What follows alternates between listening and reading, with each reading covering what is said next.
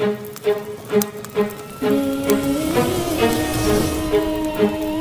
MMA India Show.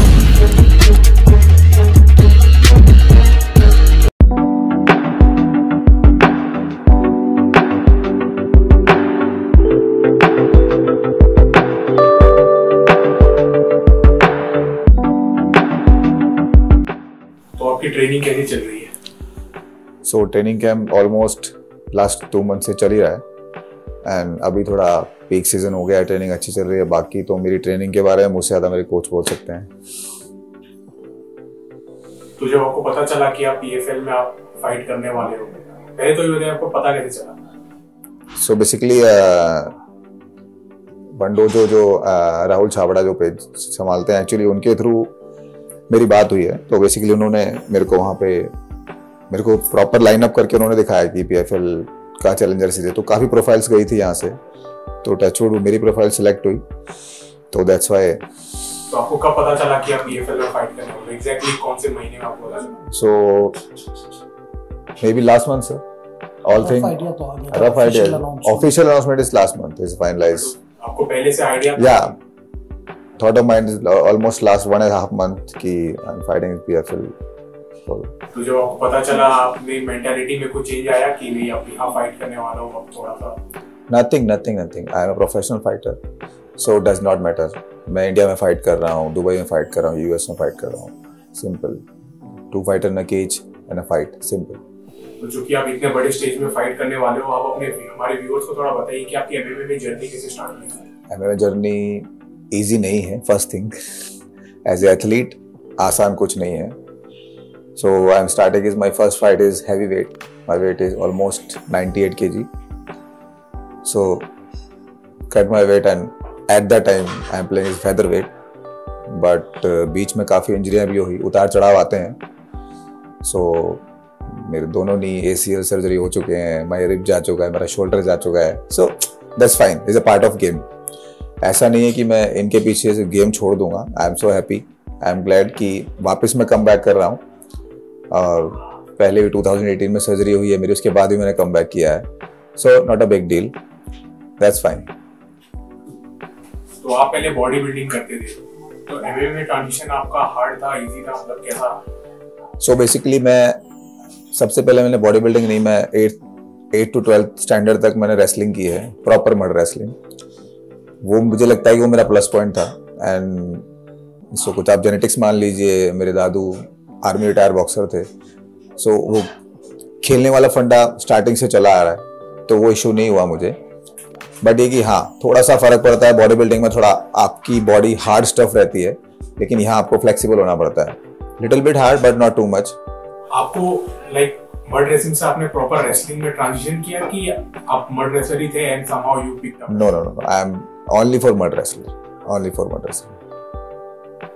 तो आपका strongest aspect क्या है? लाइक एमएमए में रेसलिंग तो है ही। अब मैंने एक इंटरव्यू में पढ़ा था, यहाँ आपको स्ट्राइकिंग से पहले थोड़ा सा आप हिचकिचाते थे स्ट्राइकिंग यूज करने में, तो थोड़ा सा उसमें बताइए कि वहाँ पे आपने कैसे इम्प्रूव किया? सो बेसिकली इससे पहले कुछ मेरे टीममेट्स थे जो बॉक्सिंग बैकग्राउंड से थे, दिल्ली में भी और हरियाणा भी गया हूँ मैं 1-2 जगह पे। वहाँ पर जाके मैंने अपने हैवीवेट के साथ बॉक्सिंग स्पारिंग्स की हैं, काफ़ी ट्रेनिंग टाइम बिताया है साथ में। सो हाँ, डर मुझे जब भी लगता था, ऐसा नहीं था। बट ये कि यदि आपको एमएमए खेलना है तो आपको सब चीज़ें आनी चाहिए। जो आपका बेस्ट है वो तो है ही, लेकिन उसके साथ साथ आपको सब कुछ मिक्सअप करना पड़ता है। दैट्स वाई थोड़े हार्ड पंचेस खाए, कई बार गिरे उठे, but after that I am okay. तो आपने टीम रिलेटेडनेस कब ज्वाइन किया और क्यों ज्वाइन किया? विकी सर से आप कब मिले? So almost 2.5 years। Yes, so I am coming 2020। मुझे रैंडम, एक्चुअली मैं जब फर्स्ट टाइम बॉम्बे आया था तो मैं सबसे पहले विकी सर की जिम में गया था। So something, so many other thing, that's why उस टाइम मैं नहीं ज्वाइन कर पाया। I am coming Mumbai 2018। हाँ, बट 2020 मैं विकी सर के जिम में आया वापस, क्योंकि मुझे और कुछ मिल नहीं रहा था। Simple as that. तो उस दिन जब मैं जिम में आया तो मुझे मेरा जिम ज्वाइन करने का एक सिंपल फंडा यही था कि मैं जब उस दिन जिम में आया था तो मुझे आज भी वो शब्द याद है। मैंने विकी सर को एक बात पूछी थी कि सर मैं एक प्रोफेशनल एमएमए फाइटर हूँ और मेरे को आपका जिम ज्वाइन करना है। तो सर का एक ही थॉट था कि सॉरी यार मैं तुझे नहीं जानता। तो उस दिन मुझे दिमाग में ये क्लिक हुआ कि हाँ यार ये बंदा तुझे ट्रेन कर सकता है, ठीक है, क्योंकि इसे कोई फर्क नहीं पड़ता तू प्रोफेशनल है, अमेच्योर्स है, अनप्रोफेशनल है, क्या है, that's not matter. That's why मैं आज तक यहाँ हूँ और आई होप कि मैं जब तक खेलूंगा यही रहूंगा।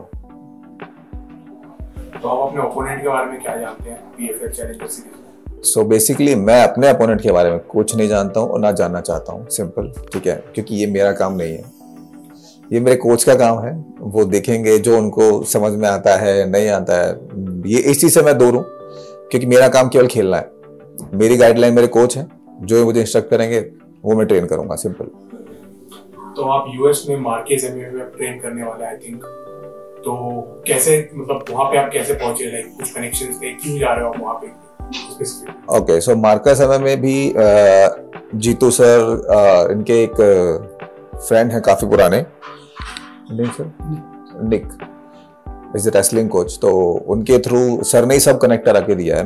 मैं किसी को नहीं जानता हूँ एक्चुअली। सो मैंने सुना है वहाँ काफी अच्छी ट्रेनिंग पार्टनर्स हैं, काफी अच्छी टीम है, सो दैट्स वाई। बाकी connected not I am directly, Jeetu sir and Nick sir. तो कोच, जब आपको पता चला कि आपके फाइटर को PFL में अपॉर्चुनिटी मिला है तो आपको कैसा फील हुआ? It's been a long time coming for Vikas. He's been a pro fighter since 2013, so it's a long time due. One of the hardest working guys in the room, and I've said this earlier also, not just because he's got a PFL contract, he deserves that PFL contract, and his record speaks for him. Yeah, I mean, since he's been in the training room, it's been a very positive influence around for everyone. So yeah, it was, for me, it was long time coming for him. He deserved to be there, and I'm sure this is only the start for big things for him. So yeah, it feels good, that he's getting what he deserves, and that's great. So Vikas said that when he first came to your gym, आपने कुछ straight up बोल दिया था कि मैं आपको नहीं जानता। क्या आप सच में नहीं जानते थे कि? No, actually, I'm bad with these things. I land up training twice a day at this gym. My knowledge of MMA, Indian MMA or out, is restricted to what I view on and off. And that time, the Indian MMA, there wasn't so much to see. Unless you go to YouTube and follow, there wasn't so much to see. So I honestly didn't know. First of all, somebody, when he came in, somebody told me his name was something else, and I was like, okay. So he told me Vikas, and I'm like, okay. So I got really confused, and honestly, I'd never seen a fight of his. But he was very adamant that he wanted to train, and I was like, sure, why not? We are always open to people coming and training with us. And right from the first day, he was always open to learning. There was never an attitude that I'm a 12-fight veteran or anything like that. He came on the mat just like any other guy. He listened to instructions, and it just became a very easy transition for me also to train him, because normally at the back of your mind you're always like, okay, this guy's really fought so long. Would he listen to me? Would he want to change? Would he want to try new things? But I think 1 week into training, I was sure that Vikas is a good addition to the training room. As I asked Vikas, what does he know about your opponent? He said that sab aapko pata hai. So what do you know about Ibu Kamesa? So he's an explosive guy. And don't want to share too much, but yeah, it's obviously there. He's a Greco-Roman wrestler and loves to throw, a lot of kicks and stuff like that. So Coach Nick and I, and also been talking to Coach John at Marquez, we've been studying, and obviously there's a game plan, there's a plan that we have in mind, and we'll be working towards that. So yeah, one of the things that I don't want my fighters to waste time on is studying their opponents, because if we are expecting our opponents to be even as good as they were 3 months back, we are idiots. They are improving. If we are improving, they are improving too. But obviously we see certain holes in the game, and we would like to exploit that. So when do you leave for US? Good question. We are waiting for PFL, because we made a special request through our friend Mr. Rahul Chhabra and Lucas. Huge thanks to both of them for getting this done for us. We've made a special request if they could arrange for Vikas to travel a bit earlier. and so that we could set up this camp. So we are just waiting on the tickets and hopefully tomorrow. Vikas, overall MMA scene का, आपका Indian MMA scene का क्या आपका thought है?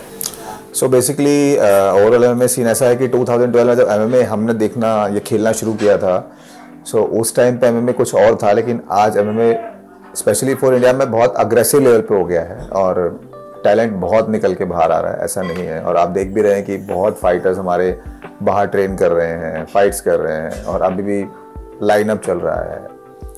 So future is good. मुझे लगता है कि इंडियन एमएमए बहुत ऊपर जाने वाला है, बट सिंपल थॉट ऑफ कि अच्छे हाथों में हो तो अच्छा है।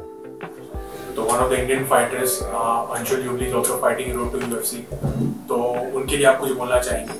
सो मैंने जहाँ तक अंशुल की फाइट्स देखी हैं, उसको ऑब्जर्व भी किया है, उसके ट्रेनिंग वीडियोस भी देखे हैं, is a good guy. And first thing यार, वो ट्रेनिंग पे जितना फोकस करता है ना, इज अ गुड 100%। और मैं भी यही चाहता हूँ कि वो जो अभी फाइट खेलने जा रहा है फाइनल्स, कि वो जीते, इंडिया को प्राउड कराए, ऑलरेडी करा ही रहा है, बट यूएफसी ऐसे प्लेटफॉर्म पे फाइनल्स में यदि वो जीतता है तो और एथलीट्स के लिए बहुत बड़ा गेट ओपन होगा। So that's why, but Anshul is good fighter, no doubt 100%। तो अभी आप ईएफएल में फाइट कर रहे हो, जो कि आई थिंक वर्ल्ड का सेकंड बिगेस्ट एमएमए ऑर्गेनाइजेशन है आफ्टर यूएफसी। काफी सारे फाइटर्स, एक्स यूएफसी फाइटर्स भी आ रहे हैं, तो आपके मन में कभी है कि इवेंचुअली जब मैं ईएफएल में प्रॉपर्ली फाइट करूंगा, मेरे को वो अपॉर्चुनिटी मिलेगा कि मैं एक यूएफसी लेवल टैलेंट के साथ में फाइट करूंगा? तो माइंड में आपको कुछ चल रहा है ऐसे? देखो, मैंने कभी नहीं सोचा है कि मैं किसके साथ फाइट करूंगा और किसके साथ नहीं करूंगा, उससे कोई फर्क नहीं पड़ता है, सिंपल। हाँ ठीक है, कुछ बड़े नाम हैं जिन्होंने बहुत अच्छे लेवल फाइट किए और आजकल में से कुछ नाम पीएफएल में भी हैं। सो ऐसा कुछ नहीं है कि मुझे उसके साथ फाइट करनी है, इसके साथ फाइट करनी है। मेरे को एक ही चीज़ समझ में आती है कि आप रिंग के अंदर जाते हो, आपके पास 2 हाथ 2 पैर हैं, सिंपल। आपका अपोनेंट भी वैसे ही खेलने वाला है, कुछ एक्स्ट्राऑर्डिनरी नहीं। हाँ, सबके अपने अपने कोई प्लस पॉइंट होते हैं, कोई रेसलिंग अच्छी करता है, कोई जूडो अच्छी, कोई बॉक्सिंग अच्छी करता है। हमको थोड़ा सा उसको ध्यान रखने की चीज़ें होती है, बाकी ऐसा कुछ नहीं है कि स्पेशल। सो सबका अपना स्पेशल है, सब अपना ट्रेनिंग करते हैं, हार्ड वर्क करते हैं, दैट्स वाई इतने बड़े प्लेटफॉर्म पे वो सब लोग खेल रहे हैं। तो जो young up and coming fighter है, जो आपको देख रहे हैं, अंशुल जुबली को देख रहे हैं, इतने बड़े बड़े प्लेटफॉर्म में उनको अपॉर्चुनिटी मिल रहा है, तो आप उनको क्या बोलना चाहेंगे? उनको क्या करना चाहिए कि जो आपकी तरह अपॉर्चुनिटी को ग्रैब कर सके? ये क्वेश्चन काफी बार आ चुका है और मेरा यही कहना है उन सब के लिए कि जो भी है, जो भी फाइटर्स है, बस एक चीज का हमेशा ध्यान रखें, डेडिकेटेड रहें, फोकस रहें, ठीक है? कुछ नहीं है, सबके पास सब कुछ है करने के लिए। बस ये ना सोचे कि मैं 1-2 साल में ही सब कुछ कर सकता हूँ, वो पॉसिबिलिटी नहीं है, ठीक है? और सेकंड थिंग, टाइम दो। आप टाइम दोगे तो आपको सब मिलेगा, इसमें कोई वो नहीं है कि 12 साल 10 साल मैं भी दे चुका हूँ। अंशुल पता नहीं कब से ट्रेनिंग कर रहा होगा, हमारी टीम में भी बहुत से लोग हैं जो 6 8 साल से ट्रेनिंग कर रहे हैं। सो टाइम दो, सिंपल है। आप टाइम दोगे ना, टाइम आपको सब कुछ वापस करके देगा।